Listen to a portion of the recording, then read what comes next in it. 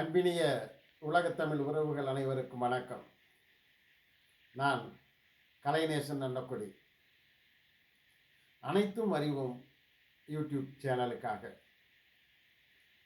அனைவருக்கும் வணக்கம். நாளைய தினம் இந்திய திருநாடானது தனது 76வது குடியரசு தின விழாவை கொண்டாட இருக்கின்றது. உங்கள் அனைவருக்கும் அது தெரியும். ஆனால் சுதந்திர தினம் என்றால் என்ன, அதை நாம் ஏன் கொண்டாடுகிறோம் என்பது உங்கள் அனைவருக்கும் தெரியும். இந்திய திருநாடானது 1947 ஆகஸ்ட் திங்கள் 15ஆம் நாள் பிரிட்டிஷ் அரசாங்கத்திடமிருந்து அடிமைத்தலையிலிருந்து விடுபட்ட நாள், சுதந்திரம் பெற்ற நாள். அதனால் நாம் அதனை சுதந்திர தினமாக கொண்டாடுகிறோம். அதே நேரத்தில் குடியரசு தினத்தை நாம் ஏன் கொண்டாடுகிறோம்?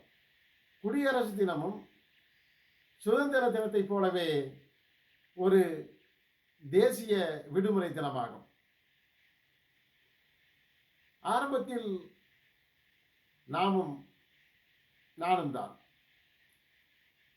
சுதந்திர தினத்திற்கு கொடியேற்றுவார்கள், இனிப்பு தருவார்கள், அவ்வளவுதான். அன்றைய தினம் நடக்கின்ற நிகழ்வுகளில் கலந்து கொண்டு திரும்பி விடுவோம்.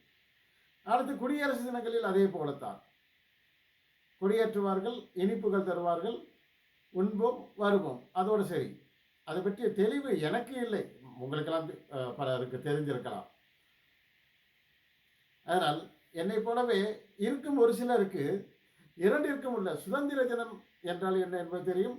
குடியரசு தினத்தை பற்றி சொல்வதற்கு விரும்பினேன்.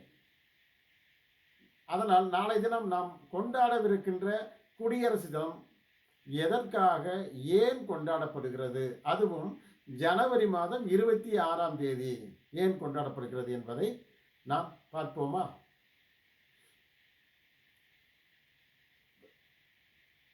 நமது இந்திய திருநாடு 1858 முதல் பிரிட்டிஷ் அரசாங்கத்திடம் அடிமைப்பட்டு கிடந்தது. பிறகு இந்திய சுதந்திர போராட்ட வீரர்களுடைய கடுமையான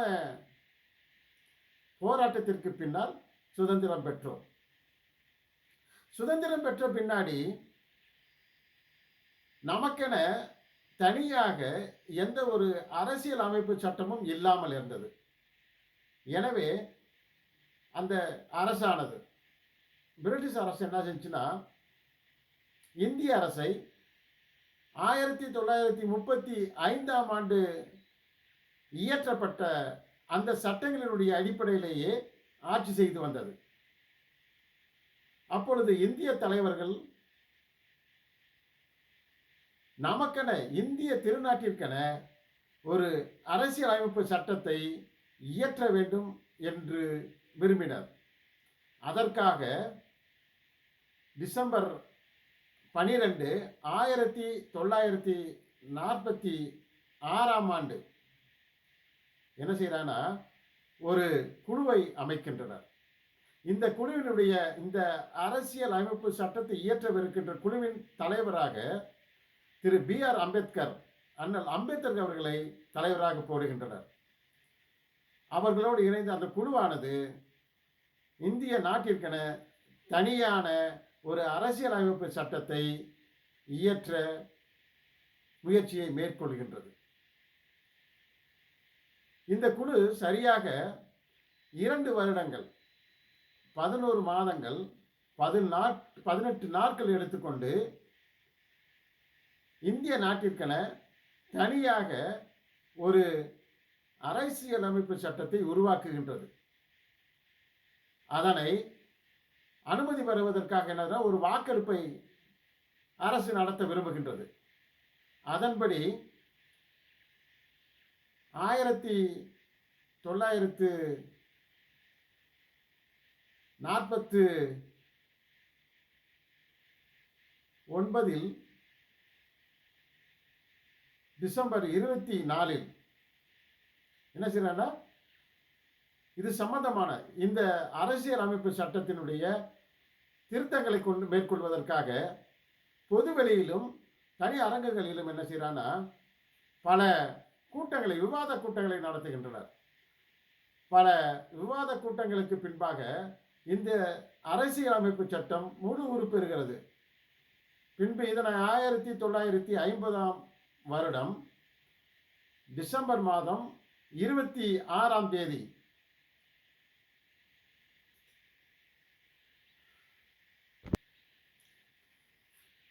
பின்பு பாராளுமன்றத்தில் உறுப்பினர்களுடைய ஒப்புதலுக்காக அனுப்பி வைக்கப்படுகிறது. அப்பொழுது 308 உறுப்பினர்கள் இந்திய அரசியல் அமைப்பு சட்டத்திற்கு ஆதரவு தருகின்றனர். வெற்றி பெறுகிறது. பின்பு அதுவே இந்திய அரசியல் அமைப்பு சட்டமாக அங்கீகரிக்கப்பட்டது. முதலாக இந்த இந்திய அரசியல் அமைப்பு சட்டம் இந்தி மற்றும் ஆங்கில மொழியில் கையினால் எழுதப்பட்டு அது பாராளுமன்றத்தில் சமர்ப்பிக்கப்பட்டது.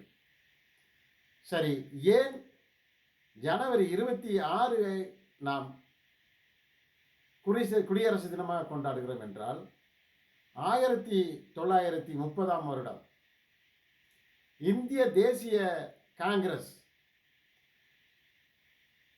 பிரிட்டிஷ் அரசுக்கு எதிராக ஒரு தீர்மானத்தை நிறைவேற்றுகிறது. அதற்கு பெயர் பூர்ண சுதந்திரம், முழு சுதந்திரம். நாங்கள் முழு சுதந்திரம் அடைந்து விட்டோம் என்று 1930 ஜனவரி 26ஆம் ஆண்டு ஒரு பிரகடனத்தை வெளியிடுகிறது. இதனை